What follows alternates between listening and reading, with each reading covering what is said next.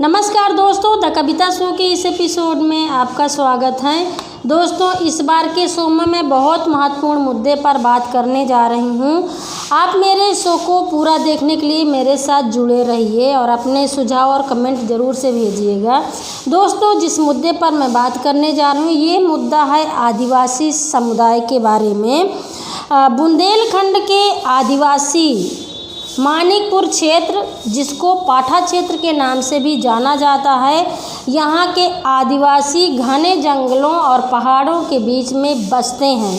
ये आदिवासी 6 महीने से भूखे हैं। इनके घर में खाने के लिए अनाज नहीं है।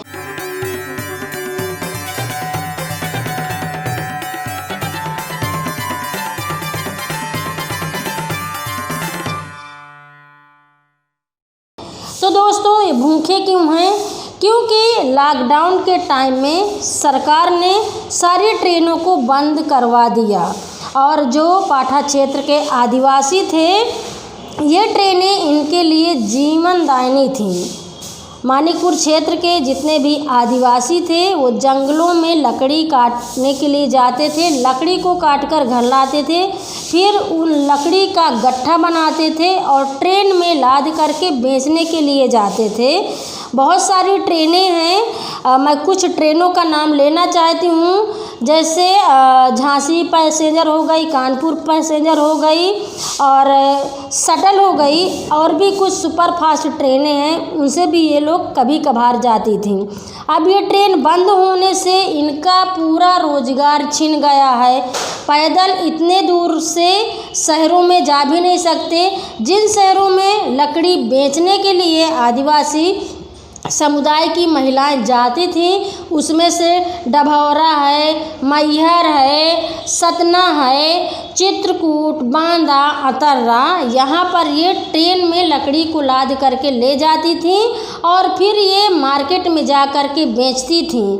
उस लकड़ी के बेचने से जो भी इनको 100 रुपये, 50 रुपये या 150 रुपये हर दिन के मिलते थे, उससे आदिवासी औरतें आटा, भाटा, सब्जी, तेल, चावल और भी जो रोज़मर्रा के सामान होते थे उसको खरीदती थीं और जब वापस ट्रेन से फिर घर जाती थीं, चूल्हा जलता था, तब जा कर के उनके पेट की भूख मिटती थी। लेकिन ये जो ट्रेनें बंद हो गई हैं, सरकार ने ट्रेनों को बंद करा करके आदिवासी परिवार के पेट में लात तो मार दिया, लेकिन पलट करके नहीं देखा कि इन आदिवासी परिवार, जिनका ट्रेन ही एकमात्र संसाधन था उनका पेट पालने के लिए, वो तो बंद होने के बाद इन आदिवासी परिवारों की स्थिति क्या है? ये क्या खा रहे हैं? ये जिंदा हैं या मर गए हैं? महिलाओं ने ये भी कहा कि दीदी, हम तो सरकार की चोरी करते हैं, हमको तो लकड़ी भी नहीं काटने दिया जाता है। हम किसी तरह से चोरी छुपे लकड़ी को काट करके जब बेचने के लिए जाते हैं तो पुलिस हमसे पैसे मांगती है। हर गट्ठे का 5 रुपये लेती है और अगर हम पुलिस को पैसा नहीं देते हैं तो पूरा का पूरा गट्ठा पुलिस रखवा लेती है, जिसकी कीमत 100-150 रुपये के आसपास होती है। तो दोस्तों, मैं ये भी सोच रही हूँ और आप सबसे भी ये सवाल पूछना चाहती हूँ कि आदिवासियों का जंगल में अधिकार क्यों नहीं है? वो क्यों इस तरह से अपने आप को बोल रहे हैं कि हम सरकार की चोरी करते हैं? आदिवासियों का पूरा अधिकार है। उदाहरण के लिए, अगर मैंने अपने आंगन में या अपने दरवाजे के बाहर आम का पेड़ लगाया है, मैंने उसको सींचा है, मैंने उसकी देखभाल की है, तो उसमें मेरा ही हक होगा ना। आखिर सरकार जंगल में करने क्या आती है? वहाँ पर क्या खाद बीज डालने आती है? क्या वहाँ के पौधों को उगाने आई है कि लगाने आई है? तो फिर इनका अधिकार क्यों छीनने की बात हो रही है? ये जागरूकता फैलाना भी सरकार की जिम्मेदारी और समाज की जिम्मेदारी बनती है। दोस्तों, जब मैं आदिवासी परिवारों के घर में गई और मैं महिलाओं के बीच में बैठ कर के उनकी स्थिति के बारे में जानी और पूछी, मैंने उनके घर घर जा कर के देखा। दोस्तों, आदिवासी परिवार जो थोड़ा बहुत उनको कोटे से चावल मिलता था, उस चावल को पकाकर और सादा नमक के साथ में खाते हैं। चावल और नमक खा कर के जिंदा हैं। मैं पूछना चाहती हूँ, क्या आप सादा नमक और चावल खा सकती हैं? क्या आप 6 महीने तक इतना खा कर के ज़िंदा रह सकते हैं? मैंने आदिवासी औरतों से पूछा कि आपकी आवाज़ मैं सरकार तक पहुंचाऊंगी। अगर आप सरकार से कुछ मांगना चाहती हैं तो क्या चीज़ है? आप मेरे सामने ऑन कैमरे पर बोलिए। दोस्तों, आदिवासी औरतों ने कहा कि सरकार से हमें कुछ नहीं चाहिए। उन्होंने सरकार से पैसे नहीं मांगे हैं, उन्होंने सरकार से अनाज नहीं मांगा है, उन्होंने सरकार से किसी भी तरह की योजना के बारे में बात नहीं की है। पता है क्या बोला औरतों ने? औरतों ने बोला कि सरकार हमारी जीवनदायिनी ट्रेन को वापस चलवा दे ताकि हम लोग अपना काम दोबारा से शुरू कर सकें। हमारे बच्चे भूखे हैं, हम भूखों मर रहे हैं। आज इस तरह की बात को उन महिलाओं ने कहा जो रोंगटे खड़ी कर देने वाली बात है। सरकार का पैसा जाता कहाँ है?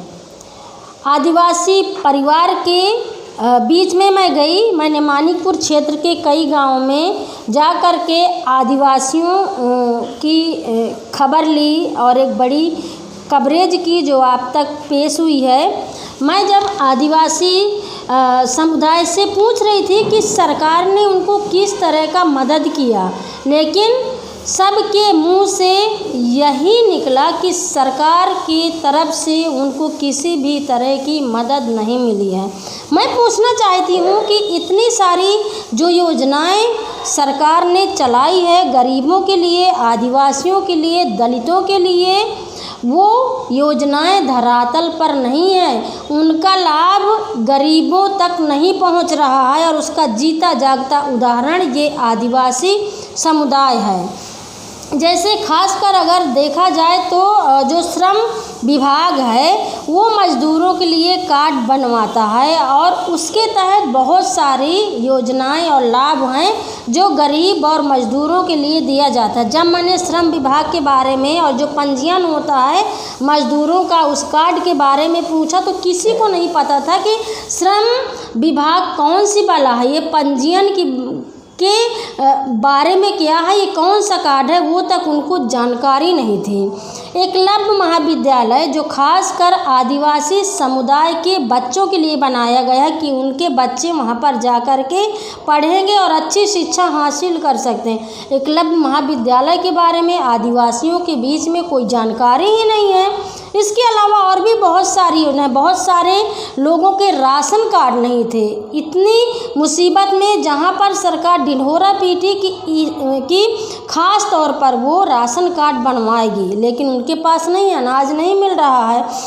वहीं पर नरेगा के काम के लिए इतना बड़ा बजट सरकार ने भेजा है और ये मीडिया के हेडलाइनों में आया है कि उनको रोज़गार दिया जाएगा। कुछ हद तक आदिवासी परिवार को मनरेगा के तहत रोज़गार तो मिला, चिलचिलाती धूप में उन्होंने काम तो किया, लेकिन दोस्तों आज तक मजदूरी नहीं मिली। बहुत सारे ऐसे आदिवासी हैं जिन्होंने काम किया है लेकिन जॉब कार्ड उसी तरह से सादे रखे हुए हैं, उनकी मजदूरी नहीं चढ़ाई गई। और मैं कितनी सारी योजनाओं के बारे में बात करूं, तो बस मैं ये कह रही हूँ कि आखिरकार सरकार के नज़र में ये आदिवासी परिवार कैसे छूट गए हैं, क्यों इनका सुध नहीं लिया गया, इनके नाम का जो पैसा आया होगा वो कहाँ गया, क्या इसका कोई लेखा जोखा सरकार के पास होगा?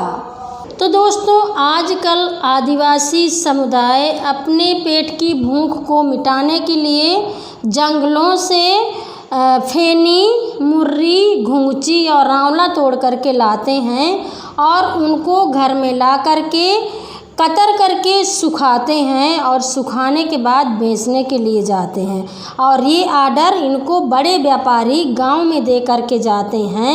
अब ये कच्चा माल को तोड़ करके लाते हैं और सुखा करके जब मार्केट में व्यापारियों के पास में बेचने के लिए जाते हैं तो पता है इसका दाम क्या है?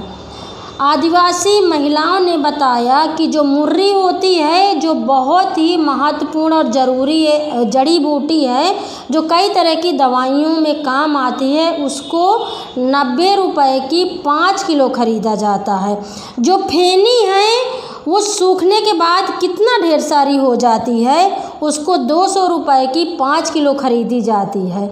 इसी तरह से बाकी की और भी जड़ी बूटियां और आंवला को औने पौने दाम पर बड़े व्यापारी खरीदते हैं। अब आप इससे अंदाज़ा लगा सकते हैं कि मजबूरी का फ़ायदा ये जो बड़े व्यापारी हैं और धन्या सेठ और सरकार ये किस तरह से उठा रही है।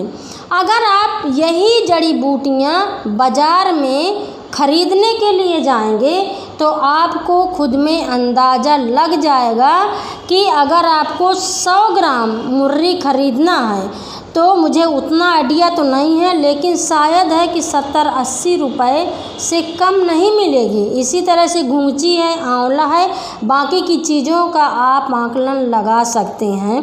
तो दोस्तों, इतनी बुरी जो स्थिति हो गई है, मैं पूछना चाहती हूँ, और जब मैंने देखा कि ये जो जड़ी बूटियों का जहाँ पर आदिवासियों का हक है और उन्हीं के हक को ऑर्डर दे करके आप मंगाते हैं, आप ख़रीदते हैं, और उसका 1 गुना दाम भी उनको नहीं मिलता है। और इसमें मेहनत कितनी है, इन जड़ी बूटियों को तोड़ने में खतरा कितना है, इस पर सवाल क्यों नहीं उठता है, इस पर आवाज़ क्यों नहीं उठाई जाती है। तो दोस्तों, आदिवासी परिवारों की बुरी स्थिति के बारे में बहुत सारे मेरे सवाल हैं, और मैं ये पूछना चाहती हूँ कि आखिरकार हमारी मीडिया क्या कर रही है। वो उनको या तो आदिवासी परिवार की स्थिति के बारे में पता नहीं है, या तो फिर वो जानबूझ करके ऐसी स्थिति में पर्दा डाल रहे हैं। क्योंकि मैं आए दिन देखती हूँ सोशल मीडिया पर जिस तरह की सरकार की ही बड़ाई हो रही है, उन्हीं के बारे में, उन्हीं सांसद विधायकों के बारे में सेल्फी खींच करके डाली जाती हैं, उन्हीं के बारे में वाहवाही बोला जाता है। आप ज़मीन पर झांक करके, उतर करके क्यों नहीं देखते हैं। मीडिया ही है ना जो सरकार तक इन आदिवासियों की बात को पहुंचाना चाहती है, या पहुंचाना चाहिए, पहुंचा सकती है, लेकिन ये कहाँ है, मीडिया के लोग कहाँ हैं, आपका दायित्व तो क्या बनता है। तो आज मैं सिर्फ सरकार से सवाल नहीं करने वाली हूँ, मैं आज सरकार के ऊपर बस सवाल नहीं उठा रही हूँ, मैं आज मीडिया के ऊपर भी सवाल उठा रही हूँ। और दूसरी बात, मैं एक और महत्वपूर्ण बात इसमें शामिल कर रही हूँ। मैं आज सवाल एनजीओ के लोगों से पूछूंगी। बहुत सारे एनजीओ हैं जो आदिवासियों के नाम पर फंड लाते हैं, उनसे ही उनकी भी रोटी सेंकी जाती है। मैं आज सवाल कर रही हूँ राजनीतिक पार्टियों से जो जा कर के आदिवासियों के चरणों में गिर जाते हैं, उनसे वोट मांगते हैं, ये कहाँ चले गए हैं। और ख़ासकर एनजीओ के लोगों को मैं इसलिए पूछ रही हूँ क्योंकि मैं सोशल मीडिया पर देखती हूँ कि फ़ोटो अपलोड होती हैं मीटिंग करते हुए या उनकी स्थिति को दिखाते हुए, लेकिन जब मैं इन गाँवों में गई, मैंने कहीं पर नहीं देखा है कि 6 महीना के दौरान में वहाँ पर एनजीओ के लोग गए हैं, किसी ने भी उनकी भूख के बारे में पूछा है। इतना सारा जो राशन बांटा गया, ये आदिवासी परिवार उससे क्यों दूर हैं। तो दोस्तों, ये जो सवाल मैं इसलिए कर रही हूँ मीडिया से, एनजीओ के लोगों से, राजनीतिक पार्टियों से और सरकार से, ये जवाब दे, क्योंकि ये मैं ऐसे नहीं बोल रही हूँ। लोगों की भूख बोलती हुई तस्वीरें मेरे कैमरे में कैद हैं।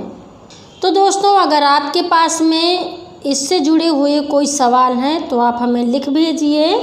हम एक संस्था के साथ में काम कर रहे हैं जो ग्रामीण वित्त योजना पर काम करती है, डिजिटल फाइनेंस और सरकारी योजनाओं के बारे में जागरूकता बढ़ाना चाहती है। अगर आपके पास भी फाइनेंस से जुड़े हुए, योजनाओं से जुड़े हुए कोई सवाल हैं तो आप ज़रूर से लिख करके भेजिए। और ये वाले शो के बारे में जो भी आपके मन में सवाल हैं, सुझाव हैं, कमेंट हैं, वो आप ज़रूर से मुझे लिख करके भेजिए। अगले आने वाला जो मेरा एडिटर देगी जवाब का एपिसोड होगा, मैं ज़रूर से आपके सवालों के जवाब वहाँ पर दूँगी। तो दोस्तों, इस बार के शो के लिए इतना ही। अगर आपको मेरा ये शो पसंद आया हो तो आप ज़रूर से लाइक करिए, कमेंट करिए और अपने दोस्तों के साथ में शो को शेयर करना मत भूलिए। अगर आपने खबर लहरिया चैनल को सब्सक्राइब नहीं किया है तो अभी जा कर के कर लीजिए। जो बेल आइकन बना हुआ है आप उसको ज़रूर से दबाइए ताकि मेरा हर नया शो आप तक पहुंचता रहे और बाकी जो खबर लहरिया की स्टोरी है उसका नोटिफिकेशन भी आपको मिलता रहे। तो दोस्तों, मैं अगले एपिसोड में फिर मिलूँगी कुछ करारी बातों के साथ में। तब तक के लिए दीजिए इजाज़त। नमस्कार। खबर लहरिया, आपकी खबर आपकी भाषा।